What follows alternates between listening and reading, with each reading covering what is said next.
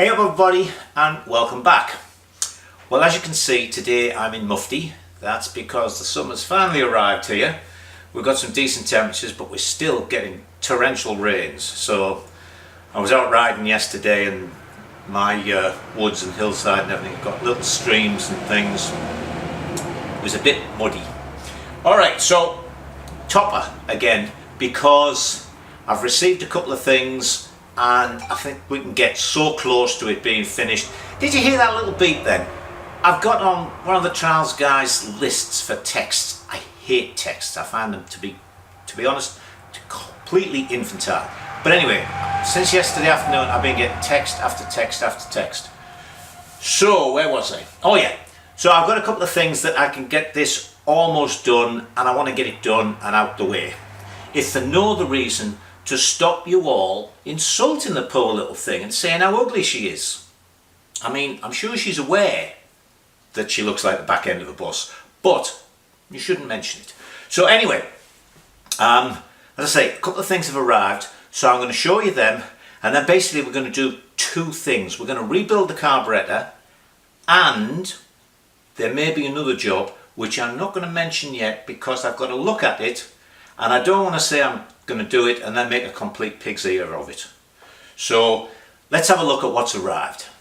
Well, the first thing that's arrived is the little rebuild kit for the carburetor, and as I mentioned, it came from an outboard motor place, and it actually came, look, with an original sheet, which unfortunately has been photocopied so many times the diagrams don't show up that well. But what it does have is adjustment and service instructions, so it tells me how far out to screw the various bits and pieces. Now then, the other thing that came was from Axle Tramp, who came through again. You may remember he sent me the Henderson parts book. Well, now look what he sent me. The topper service manual. I haven't printed it all out, but I have printed out a wiring diagram. Look, there's another bloody text. The clutch mechanism, and it would appear I have a late 61 because of the fact that this is the wet clutch, and also I noticed in the book that there were two different types of air filters and I have the later air filter, and also in the book a very nice diagram of the carburetor, and we'll look at this when I come to rebuild it. I decided to show you how I rebuilt it because it's so weird. I thought you might like to see this carburetor, so let's press on with that. Alright, got it off eventually. You'll notice it's still got the manifold sort of reed cage thing on. That's because it goes on like that. And this bottom bolt you cannot get at.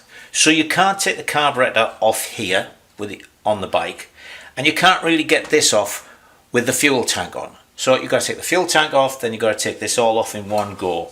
So here it is. There's the little notch I had to cut in that so that I could screw it far enough down. That's what a lot of the problem was. But as you can see, fuel goes in the bottom. There's this weird old thing here. There's this weird old thing in the top. So let me take it apart so we can put the new bits on, and then we'll look at the diagram and I'll explain more or less how it works. Now I've taken the bottom off, so let's have a look at that first, because this is the first little bit of weirdness. That noise, by the way, is the hydraulics on the lift table going down. Now then, as you can see, fuel goes in there. This isn't a jet or anything, it's actually the rod that goes through for that to pivot on. Fuel goes in there, then it goes along there, then it goes along there, and behind this plug is the needle, which is actually horizontal instead of vertical. Here is the needle. I'll pull it out in a minute, but you might just be able to see it in there. Now, as you can see here, where the main jet normally would be, there's no main jet, it's just a plug. But there is a little hole, and that is what this needle fits into to meter fuel, which then goes all the way up a tube under this and has holes in at the top. And then this here is an air drilling. So let me show you that on the diagram. Here's the diagram. So there's the needle I was just talking about. So there's the fuel inlet. It goes in, goes across and comes back out, and here's the plug, and the needle for the float is behind that. You can see there, look, that is actually vertical instead of being horizontal. So when the float goes up, it pivots there, and this pushes the needle in and out of the, not even of the inlet. It's a, you know, it goes round to it. Anyway, so that's strange to start with. Then this is the needle that goes right through that fitting, right through there, under that, and into the little hole you saw at the bottom. There's the plug. And then there's this thing that goes all the way up here, look, and it's got holes in at the top. What's number 45? Because body channel Welch plug. Now I think there's some extra ones of them, or some new ones to be replaced. So we're going to do all this and take it from there. First thing, what have we got in our rebuild kit? Look, I'm getting technical. That is my mark. I know if I've got that, the thing there, it's in view. So anyway, there's a gasket for on the actual manifold part. There is a, can't even pick it up, a cork gasket for float chamber. Then we've got a new needle and seat and a little O-ring for the valve, the fuel valve. And we've got some little gaskets. As I say, there's those, whatever it was they called them. I don't know why you replace them. I bet it's going to be a complete pain. There seems to be a little brass filter thing in there and a couple of sealing washers. So let's have a go at this bottom bit first then.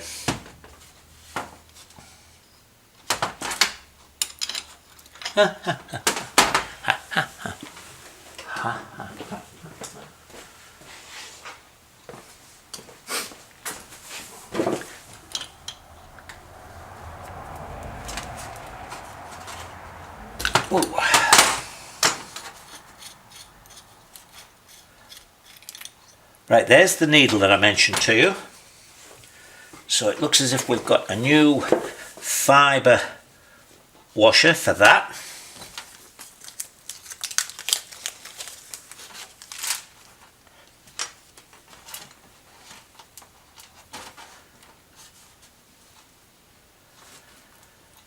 Right,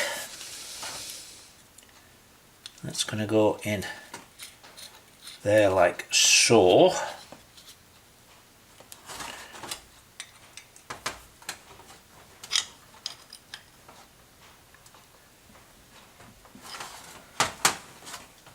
Now it mentions something, oh look, that's 3/8. There's a little slip of paper in here. And it says, note, the original packing material for mixture screw, which is that, has been replaced with O-ring. Install mixture screw through packing nut, that's the packing nut, and roll O-ring down mixture screw past threads into cavity side of nut. Okay, we can do that, can't we?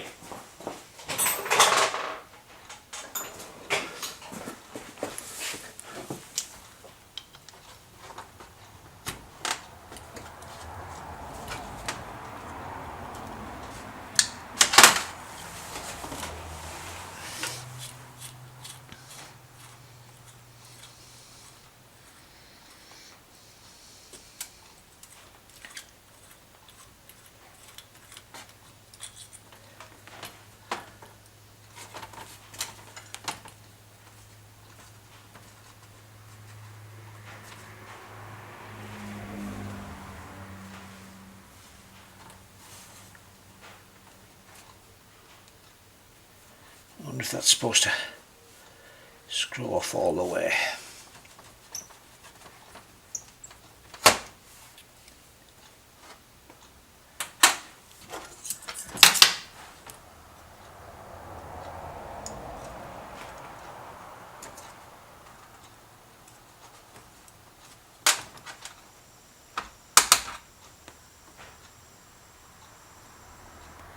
There's something in there. You know what, let me turn you off. It's down in the bottom. Let me turn you off while I get that out. It's probably gone hard and brittle. Actually, when I got that out, it looked like it might have been an O-ring rather than some packing material. So anyway, it says to roll the O-ring down the threads and put it in there and then put that back. So let me do that. Now I've taken the plug out of there, but it would appear I've also got to take out this pin which holds the float in. And then you can see in there is the little needle, which has a tiny weeny spring in the end. And then at the bottom of there, the bigger screwdriver, is the needle seat.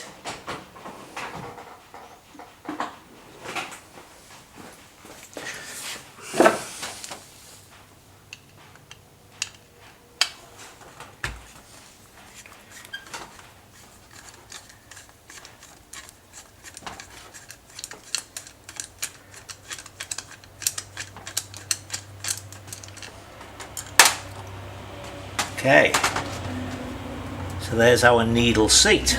So we have a new one of those.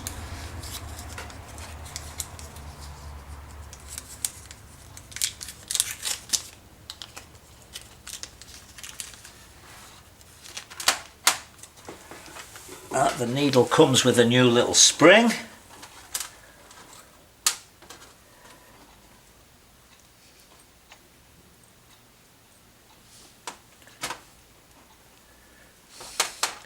So, let me give that a clean out. Now then, I've screwed the new needle seat in, and there you can see this thing. It goes all the way through and into the bottom of there. So let me put the new needle in, and then we can look at these strange things that go in the top. So there's the bottom all back together, and blows through that way. Won't blow through that way. So that's seating nicely. So we put that to one side and find out what all this stuff is. Right. What have we got? We've got a little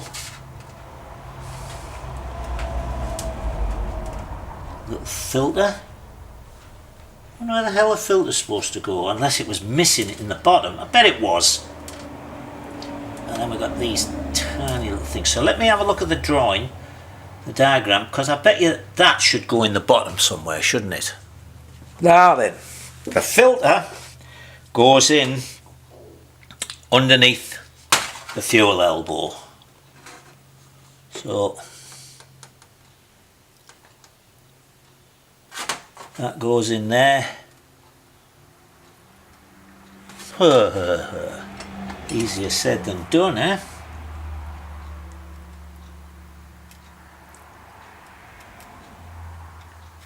Makes you wonder how it ever managed to come out, because it's not in there.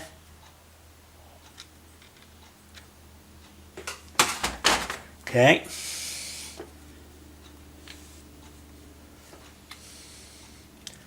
Now I actually had to put this in the vise to hold it, because this thing was screwed on so tightly. So let me screw that back in there, and then we'll get on to this top piece. Right, I've been looking at these bits, and these Welch plug things, I don't know whether it's worth replacing them.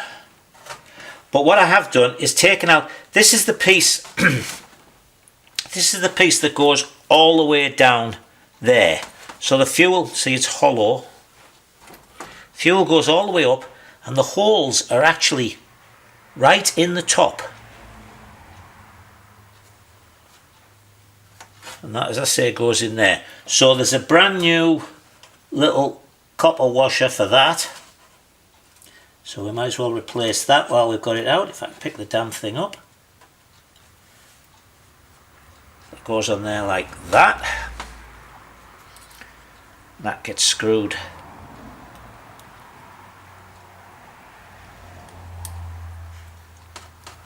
back into there.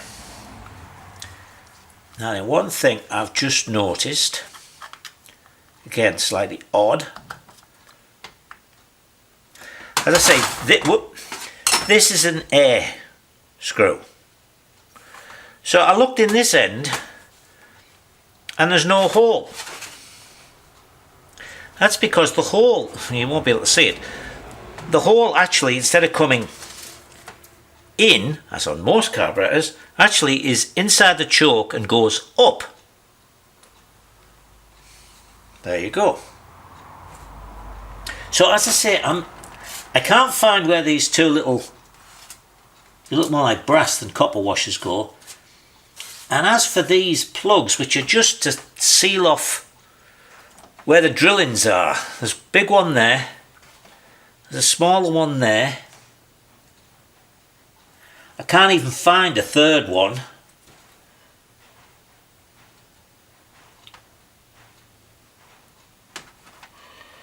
Unless it's underneath this cover, and I can't see the point in that. It isn't in.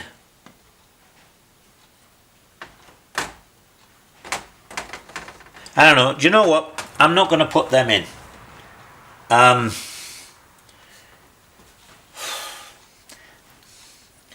mean, they're sealed off. No, I'm not going to put them in. And I can't find on the diagram anywhere where there should be a couple of brass washers.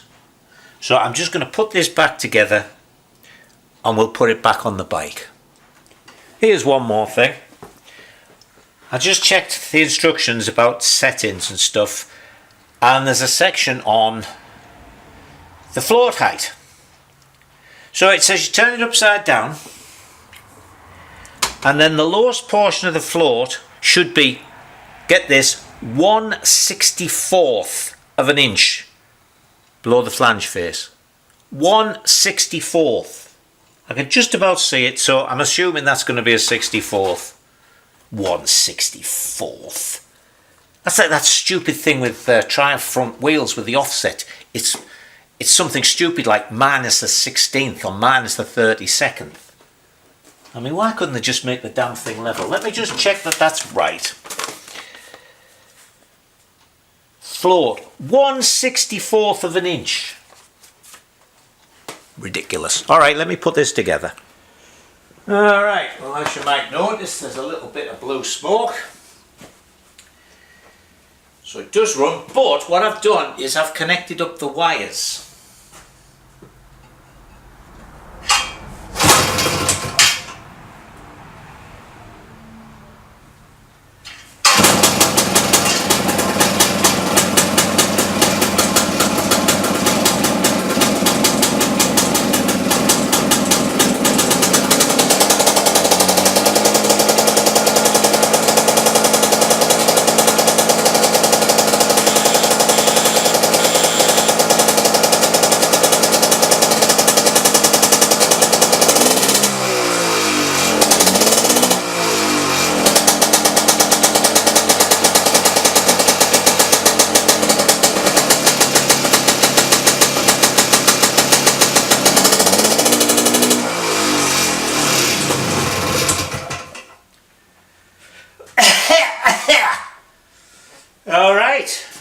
So that's the first bit done. So what is the second job that I was a bit dubious about? Well, I got to looking at this and I measured it, and it was 5/8, near enough, and it was 9 splines. And I did a little research online and I found out that an SAE A spline is 5/8 diameter, major diameter, 9 splines. So went on the good old McMaster car and I discovered you could buy couplers in that SAE A spline. So I bought a half of one. Now I had to fettle it a little with a triangular file, but that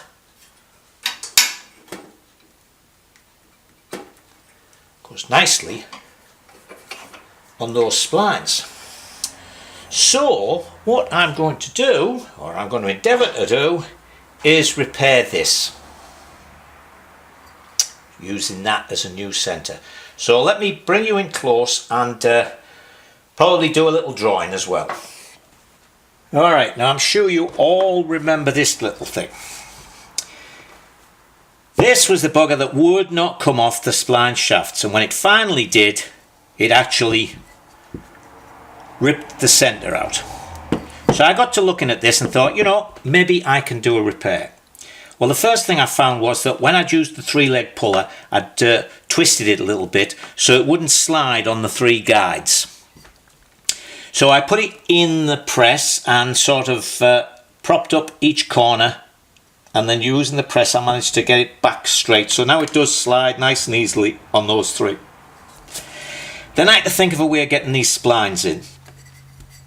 So my first thought was to make get a piece of aluminium this size, bore the centre of it, fit the spline piece into the centre with a, you know, like a press fit. In fact, I would heat the aluminium and then shrink it onto that, and also at the edge of the centre piece I would drill and tap it to put in some locking bolts. But I then found that for this to slide, there's like it's almost a piece of tube that goes in and out here. So it has to miss this outside and it has to miss the thing in the middle. So that wouldn't work. Next thing was to make the spline piece and drill through here and fasten the spline piece like that. Put some countersunk bolts in. But this isn't hugely strong anymore, so I didn't really want to put too much stress on it. But then I got thinking about the way it was originally when it was cast in. And as you can see, it wasn't just cast in, but it was cast in with some little nubs to lock it all in place. So what I'm going to do is I'm going to rebuild these with aluminium weld until they're back to being the 3 fingers that they were. Then we are going to turn this piece like thus. So the slightly smaller diameter is going to fit into there, and then the larger diameter goes into the back here. And also into this sort of collar around it, we'll mill the 3 little slots for those fingers to fit into. And we'll make this a shrink fit. I'll heat this up and shrink it into there. But as well as having it shrunk in there, what we're going to do is when it's in, I'm going to have a piece of aluminium. I've had to make it up from a piece of tube to get it exactly the right size. That's going to go in there, get pressed all the way in, so that this thing, this part here, will be sandwiched between that and this. And then when this is in there, I can weld it to that, and I still have enough space inside this and outside that for the sleeve thing to fit in and out. So that should work. The one thing, of course, I've got to be careful of is that all of this has to be true. Because it's sliding on these 3 guides, if I put that in cocked at all, so that's cocked, then it won't slide. So the first thing I'm going to do is put it in the lathe and turn this just very fractionally to get it perfectly round and centered. Then we'll turn this piece, let's say it like that. I think it wants to be an inch. I've been measuring down through this with it on, so I can see how much clearance I've got in the back to where it goes onto the inner part. So we just have enough there, I think, and then we'll put our aluminium piece in. So fingers crossed, let's see if we can do it. So here's the first part done. I've filled in those, rebuilt them up, repaired the little crack and turned that, so that's an inch, and that's a nice flat surface now. So what I'm going to do now is set this in the mill, put a biggish end mill in to get this flat in there, and then a tiny end mill in to make these square like that one. So let me go and set this up in the mill. This is the setup for the first part. I've taken this down to this land here where I'm going to level it off to and set my zero on that. So I'll just ease off each of these. There's one, the other two maybe are out of sight, until I get down to this height here.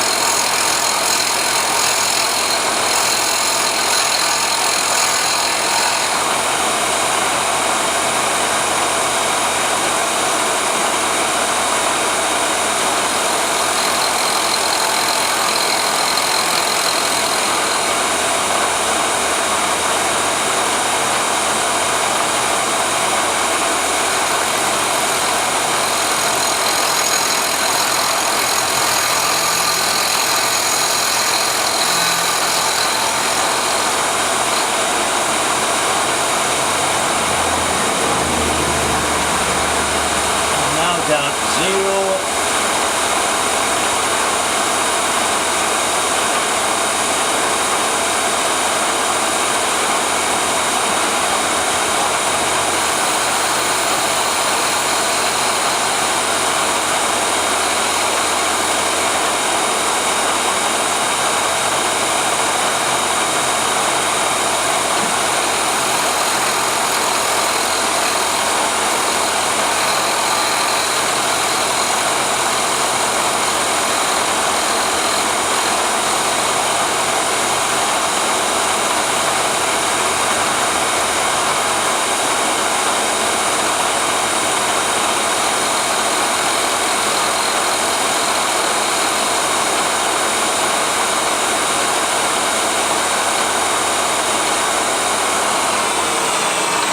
And there we are.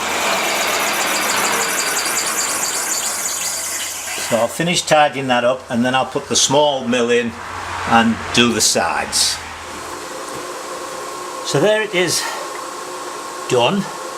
See, they're squared off. Not exactly perfect, but it's going to be near enough for the job we want to do, because I've had to have a slight readjustment I was forgetting about this outer part. The sleeve I was going to make was going to slide on this, but of course as this moves that comes closer, so I couldn't put that outer sleeve in to hold this piece in the middle. So what we're going to do is when we've made this piece, I am going to put maybe 3 little drill holes and put 3 small screws in. Now these aren't so much for any sort of torque reaction like that, but it's, if I don't, then when this comes off again it'll probably leave the spline piece on there. So we've got to turn the spline piece down to fit in there, and we can't have anything around the outside of it. So next thing is back to the lathe to do the spline centre.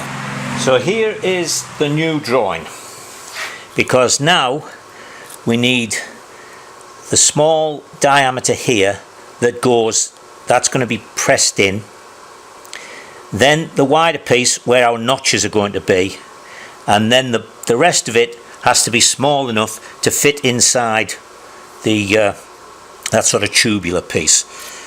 So let me get the lathe set up and we'll have a go at that. Now, this is the setup I'm using on the lathe. I've mounted it on an arbor which is only about to there, so that I could fit the live centre in. I've run it with a dial indicator, made sure this was nice and round before I took my first cut for the 0. But I also put it in this way around because I didn't want to start on the interrupted cut. So I don't know if it makes any difference, but we'll go that way. So I'm going to take this down now to the widest diameter, which is our little flange. Then I can turn this piece down the small bit, the bit that gets pressed into the outer end, and then I've got enough room actually that I can leave it on here and start at this end with the tool and come back over to do the final diameter, the bit that goes right inside the clutch. So let me get on and do this, and then I'll bring you back. Now I've finished the lathe work, so there it is with a small diameter to fit into there, the larger diameter to fit down into there. So we're going to cut those slots in that. And if you're wondering why I've left these bits on, it's because when that is pressed into this thing, it's got to bottom out in here. So the splines fit, and that goes in there.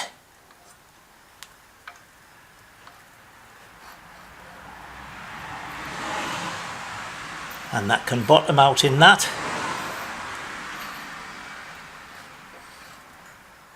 And everything is hunky-dory. So all I've got to do now is put 3 slots in there and then press the whole thing together.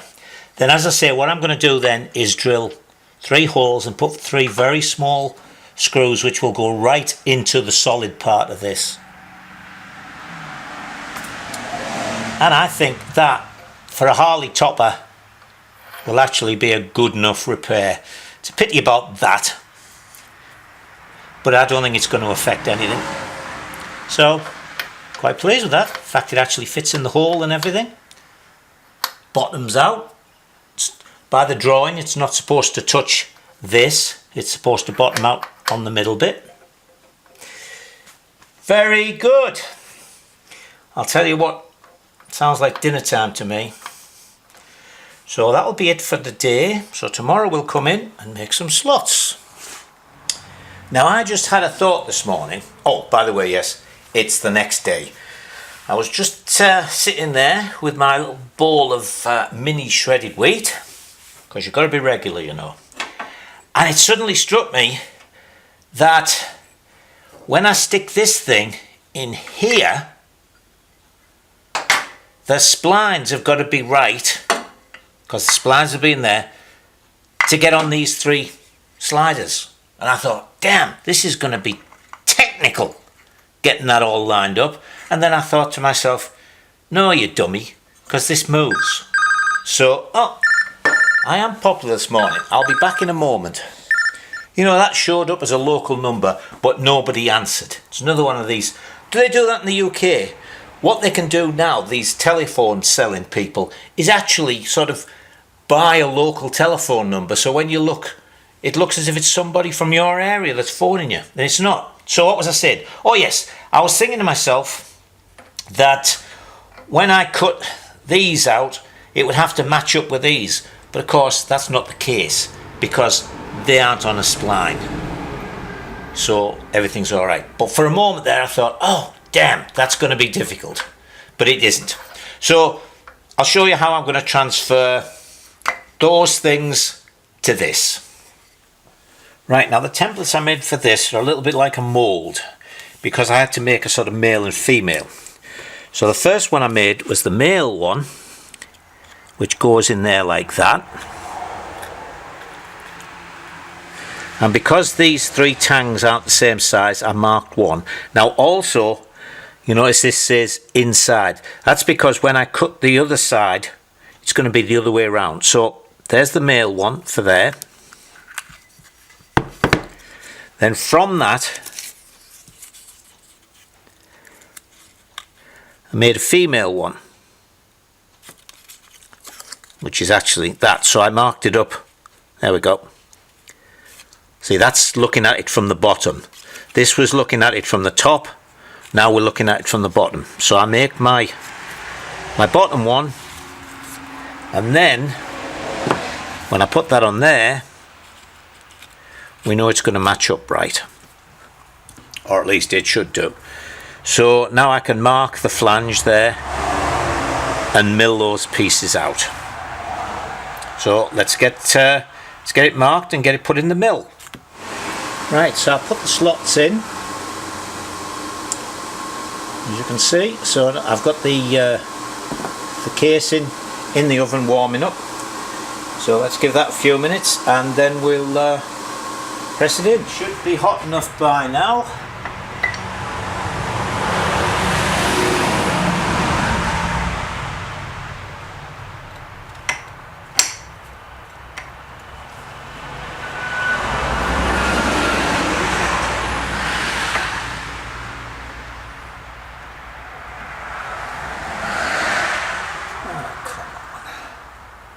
Because it's got to go in just right.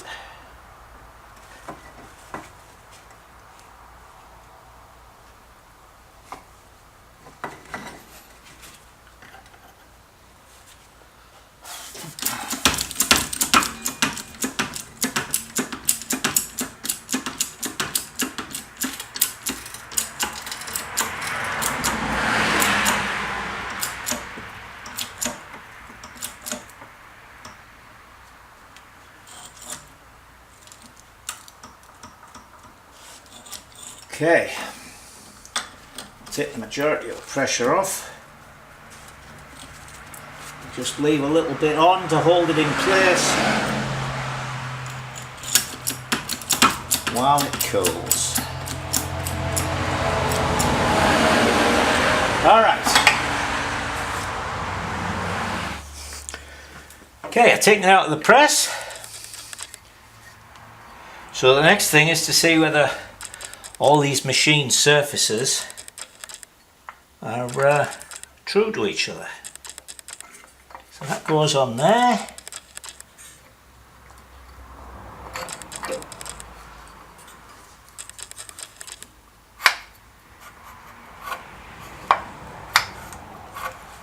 Whoa, look at that. So the next thing I'm going to do is drill 3 holes and put just these small screws in. They go through nice and deep. I was thinking about countersink, but then it struck me that there's a nut going to go on there, so I don't have to worry about the head sticking up. So let me drill and tap 3 holes and then that job is done. Now then, for my regular viewers who were sitting there thinking, you know, it's ages since Michael made a pig's ear or something, here's a minor pig's ear. I very carefully made sure that the holes would not interfere with the nut, but I forgot about the size of the heads. So what I am going to do, I've just checked in the catalogue, I can get these in countersunk, or what they call flatheads here. So I'll screw these out, countersink them, get them flush, red Loctite them in, etc. So there we go.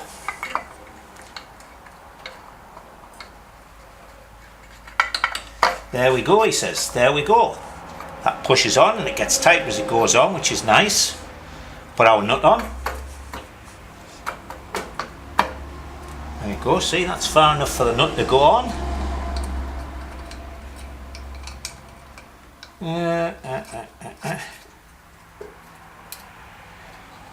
And as you can see, look, it just, I mean, it's a fraction. The holes would have been fine. So anyway, it screws on and that slides on it the way it's supposed to. So that's that for now. It's only Friday, but I'm actually finishing off because we're going away for a couple of days. So I want to make sure you get your little fix out there. And I have had one of the nicest ever compliments from a subscriber. He said I was the Fred Dibner of motorcycles. I loved Fred Dibner when I was growing up, watching him on, was he on BBC or maybe ITV, I don't know.